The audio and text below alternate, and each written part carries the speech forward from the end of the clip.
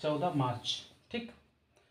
लेकिन आज हम जानेंगे कि होली का त्यौहार क्यों मनाते हैं, और होली से ठीक एक दिन पहले होलिका दहन होता है। तो होलिका दहन क्यों होता है, इसका महत्व क्या है, ये दोनों बातों पर आज हम पढ़ेंगे। सबसे पहले जानेंगे होलिका दहन क्यों होता है, ये कहानी कहाँ से शुरू हुई, क्यों प्रचलित है। तो इसके पीछे कहानी है राजा हिरण्यकश्यप की, उनके पुत्र प्रहलाद की और उनकी बहन होलिका की, ठीक है।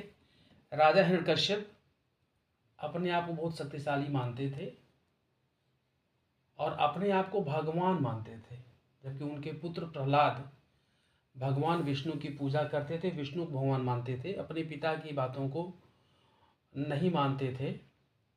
उनके पिता जो हिरण्यकश्यप थे हमेशा उनसे कहते थे आप मेरी पूजा करिए, आप मेरी पूजा करिए, उनकी पूजा नहीं करते थे, परेशान हो गए थे। तो इसकी वजह से उन्होंने अपने पुत्र प्रहलाद, जिनकी बहुत कम उम्र छोटी थी, उनका वध करने का सोचा।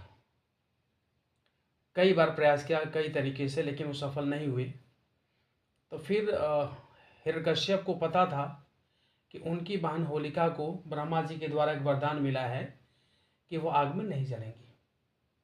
होलिका, हिरण्यकश्यप की बहन, आग में नहीं जलेंगी।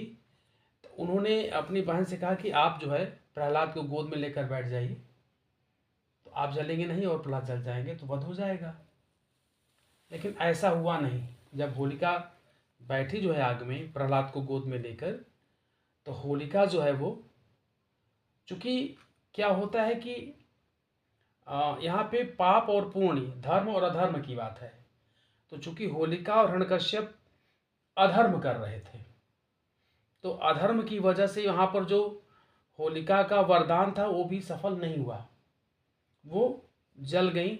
और चूंकि धर्म की ओर थे प्रहलाद, तो वो प्रहलाद बच गए, होलिका जबकि वरदान होने के बावजूद जलकर भर गई। तो होलिका का दहन हो गया, दहन मतलब जल जाना, इसलिए होली की एक दिन पहले और होलिका दहन होता है। क्योंकि ये फाल्गुन पूर्णिमा का दिन था, उसी दिन होलिका जली थी, तो फाल्गुन पूर्णिमा के दिन होलिका दहन होता है, ठीक है।